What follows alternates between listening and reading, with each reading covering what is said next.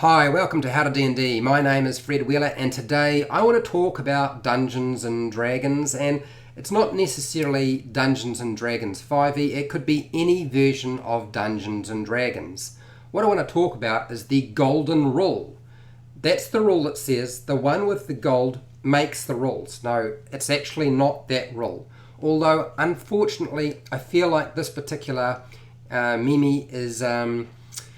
it's a real life depiction of what we have to contend with, where often rules are dictated by people who have the power, and of course gold and money is power. But that's not actually what this video is all about. It's about what is the real Dungeons and Dragons golden rule of play. Okay? Is it treasure? No, it's probably not treasure. It could be something else, like maybe it's as simple as killing monsters and looting their bodies, taking their treasure and their goodies. But truthfully, I don't think it's that either. For me, the golden rule, if you look in the player's handbook, you won't find the golden rule because it assumes that everybody understands this clearly, and that is that everybody at the game table is going to have fun. That is the players and the dungeon master, but that's not actually spelled out in the player's handbook. Instead, for those of you who have played the game before, and I'm sure there's more than a few of you, you have to contend with somebody else wrecking your fun because they like doing something that you don't like happening in the game. So the concept behind the golden rule is no one's fun is wrecked by another person's fun. So if your fun is wrecking somebody else's fun, your fun needs to be adjusted. This sounds so simple and obvious. I know, why are you making this video, Fred? It's so obvious, so simple, but you would be surprised how many people are confused by this. And honestly, I've heard it many times before. I will continue to hear it in the future, and that is, if it's my fun that's being affected, that's my right to do that. In fact, a few people see that it's an attack on their personal freedom and their personal desire to seek out happiness for themselves, their God-given right, when somebody says what you are doing that you find fun is affecting me badly. There are a few people who are even convinced that they have their fun in the way they want it, and that can be achieved. They can have their fun in the way they want it. All they need to do is find some like-minded individuals who are dungeon masters or a dungeon master or players who will put up with the way they play the game, because that's what they're trying to express. I find that a lot of people's concept of fun is the darkest recesses of their mind, all the stuff that builds up inside you that you want to just let out and explode, and it spills out into Dungeons and Dragons sometimes. So the concept of the golden rule of play is often completely lost on people.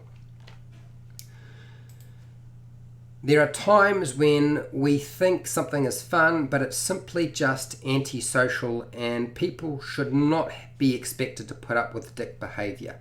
If you're being a dick, really, you need to pull that in and rein it in.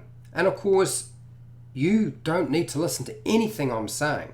You're an adult, you've got free will, you can do whatever you like. But if you want to be able to play the game in a way that's going to have some longevity, play it for some time and enjoy it, and have other people enjoy playing the game with you, you're going to need to do a few things. Learn to have fun and allow for some compromise by everybody at the table. Okay? That's what will achieve the most reasonable game session. So whatever your fun is, you may have to compromise that a little bit to allow for somebody else's fun to move into the game session. Just how I see it. I'm calling it as I see it today. So let's start off with some of the things. Now, this is not an exhaustive list. It goes on and on and on. Dungeon masters might be saying right now, okay, but it's my game. It's my game. I run the session the way that I want to run it, the way that I find fun. But here's a problem with that way of thinking. When you start thinking that the DM is God and they can do pretty much whatever they like, I will just remind you right now that there is a limited space and time frame for a dungeon master who operates in that way. Because my experience of dungeon mastering is very, very different. And that is, dungeon masters can get away with whatever they like, but only when the players will tolerate it and allow it. Sounds strange, but it's true. The dungeon master can only get away with as much as the players will tolerate at the table. And this is what's likely to happen if they won't tolerate what you're doing at the table.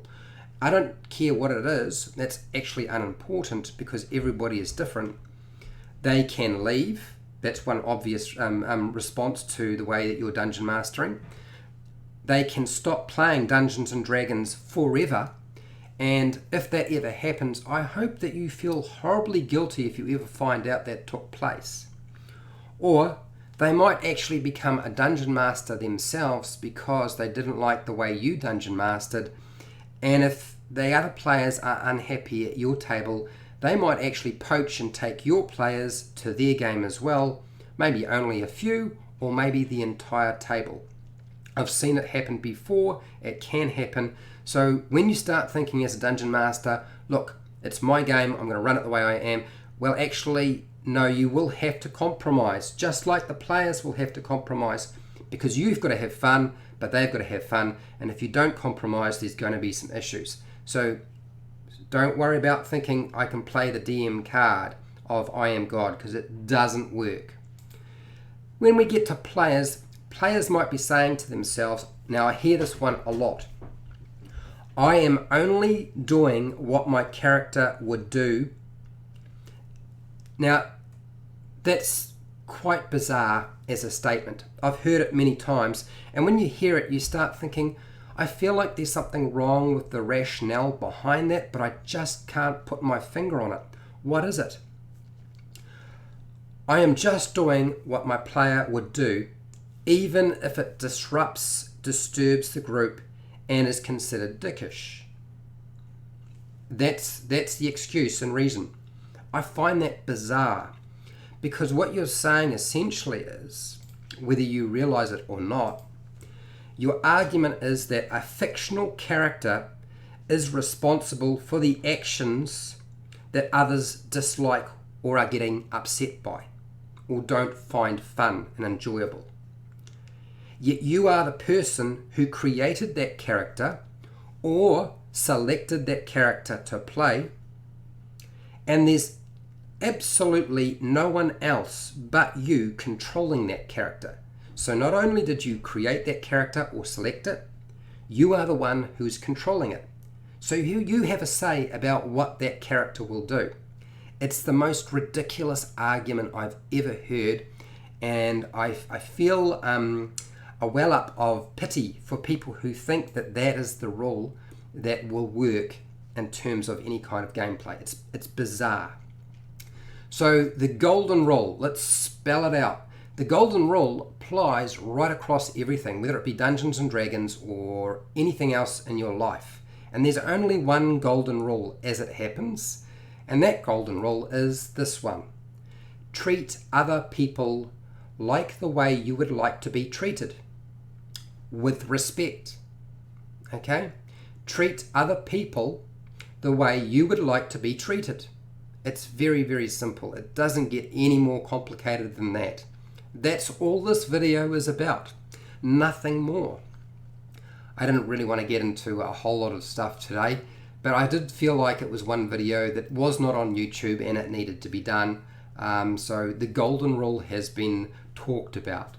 Look, if you found this video helpful or informative, please share and like the video. And I certainly hope that people did enjoy this video. If you aren't already subscribed, consider subscribing to my channel, hitting the bell button to be notified when I go live and when I publish a new pre-recorded video.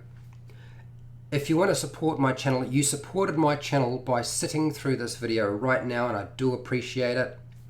I'm also going to say that I have many more videos, and you are welcome to go and check them out. That will continue to support me. I don't do Patreon. I don't like the idea of people paying me to do this, but I still need to get some funds to keep things moving along. So I have what's called affiliate links down in the description where you can buy stuff online. Just buy what you would normally buy if you buy stuff online at all. For the book depository and Amazon, you pay exactly the same price. I get a small commission, and you just go through the link and then buy what you want. You don't have to buy what I've linked to. You just need to go through that link. Okay, it's really simple. Now, this is your time to start typing into the chat box so I can start chatting with you at the end of this live stream. Otherwise, if you're not part of the live stream, please tell me your stories. I don't want to get into an argument with people about the golden rule and whether they should be allowed to do certain things. I think it's probably more useful for people to understand the rationale behind that. So I guess I would be more interested in stories from people in the comments section about a situation where people's fun was being affected and some compromise was reached. Those are the stories I really want to hear about, rather than all the other stories I could potentially wind up responding to in the comments section. Okay, so that's it. Really, there isn't anything else. And hey, till next time, keep rolling those 20s.